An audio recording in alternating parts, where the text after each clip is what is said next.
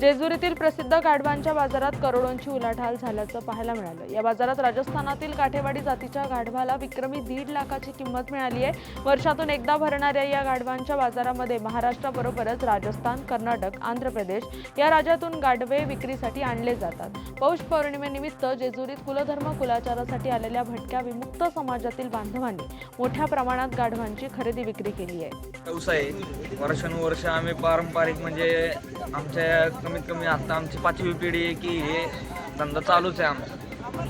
गाढवाची किंमत आता चालू आहे ₹1,00,000, ₹1.5 लाख, 80,000, 70,000। गाढवं जातं दुधासाठी, वीटभट्टीवरती कामासाठी जातं, असं वीटभट्टीवाल्या लोकांची मागणी असते। तुम्ही जे आता गाढवं विक्रीला आणलेली आहेत ते कुठल्या जातीचे आहेत काय सांगता येईल? ही गाढवं काठेवाडी आहे। हां, ही जात जी असते ती गावरांमध्ये येते। ही काठेवाडीमध्ये येते ती 70,000, 80,000, 90,000, ₹1,00,000 अशा भावामध्ये जाते। गाढवांचा बाजार कशावरून ठरतो, कसा भाव ठरतो त्याचा? भाव म्हणजे दात बघितले जातात, दुवण, चव्हाण, कोरा, हं. त्या जसं गाढवाचं वय असेल त्याच्यानुसार तब्येत वगैरे बघून गाढवाचं सगळं बघून। तुम्ही किती गाढवं आणली होती विक्रीला आता?